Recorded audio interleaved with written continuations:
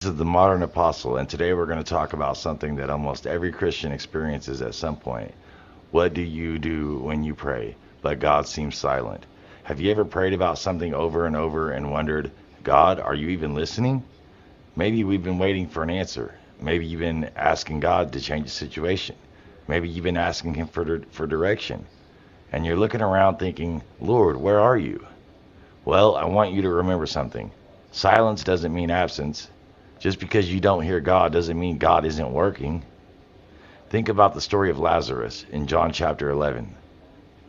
Mary and Martha sent word to Jesus because their brother Lazarus was sick.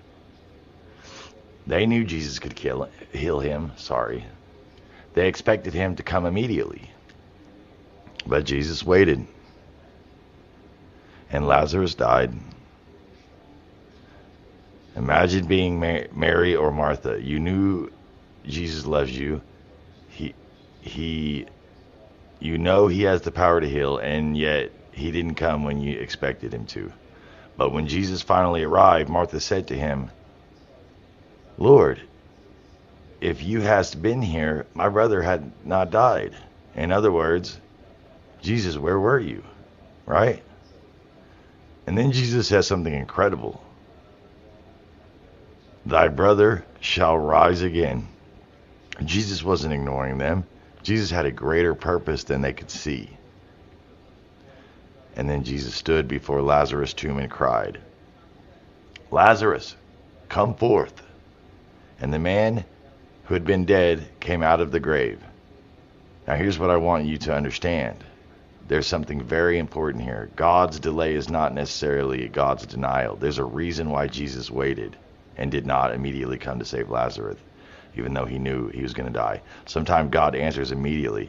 Sometimes he makes us wait. Sometimes the answer is yes, and sometimes the answer is no. And sometimes it's not yet. But through Scripture, we see people who had to wait on God's timing. See, the reason why Lazarus had to wait for 3 days is because you needed someone to be dead for 3 days before it's an official resurrection. Abraham waited for the promise. Joseph spent years in difficult circumstances before his calling became clear. David was anointed king long before he actually sat on any throne. And even Jesus spent years living an ordinary life before beginning his public ministry. So if you're in a season where God seems quiet, don't assume he's forgotten you. Isaiah 40:31 says, They that wait upon the Lord shall renew their strength. Notice that word, wait.